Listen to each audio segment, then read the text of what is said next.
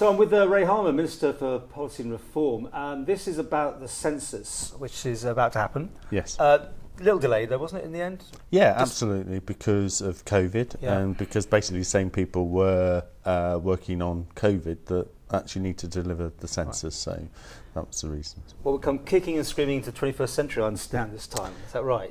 This is Yes. more on an online issue now than before. We'd have people going to houses, sending out forms. Absolutely, because so this is a digital by default census, and really an earmark for where we'll be going in the future. And maybe as has been said elsewhere, the need for censuses when you go digital isn't so great, but this is a digital by default, so it can be done all online. But of course, it can still be done the traditional method if people want.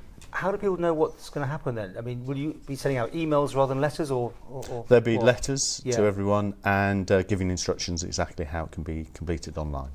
And for people who worry very greatly about those sort of things, they shouldn't, because it is the same old system if they need it, is it? Yes, it's the same old system, all the support, and we've got quite a number, 50 people going around helping with people with filling the form and filling all the information that is needed. So actually, if you filled in the census before, it's very similar, it's very much the same.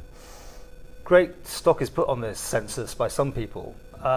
But you have to always update it, I'm guessing. Have you had to change the questions this time around? Yes, so this time we wanted to reflect more about what the community is made up of. So it includes things like ethnicity, it includes religion, sexual orientation, all those sort of things. Are these new questions? These are new questions, but some of them those ones tend to be voluntary, but it is really important to actually understand what our community is made up of. I said voluntary because at the end of the day, this is mandatory, is it, to do a census? Yes, to do the census is completely mandatory. It's just there are a few voluntary questions on there, but it will be made very, very clear on the census which questions are voluntary. I think people are always worried about where this information is going to end up if they will see their name on something in the future. What can you say to people about making sure it's presumably anonymous information you're collecting? Completely anonymous, but it's incredibly important, because actually if we're going to build new schools and plan for those, or new hospitals, new medical facilities, new homes, new sewage systems, new water systems, new electricity, it has to match what's actually on the ground, and the only real way of being able to do that is to have a census. And is it every 5 years as such?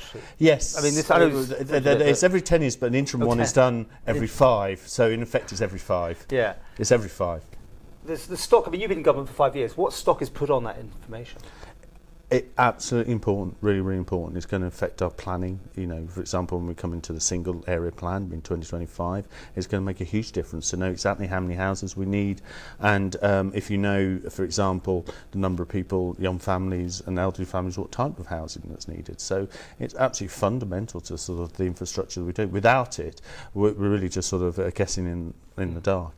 So people pick up their iPads, their computers on a certain day, or that night, isn't it? A certain night they have to do it? You'll be able to fill it in from the almost immediately. It doesn't have to, as long as you indicate where you're going to be on that night. And I knew something that I was somewhere on that night. Yes, so the 30th of May is Census Day. Yeah. And they fill that form in easily on your iPad, whatever. They hit a button and it's gone. Is it that simple? It's that simple, straightforward. Are you following other protocols of other places though? I mean, the questions are pretty well similar to other jurisdictions. They're very, very similar, because it's the same sort of information that every nation needs to be able to plan for the future. And this is the way it's going to go, obviously, to be online.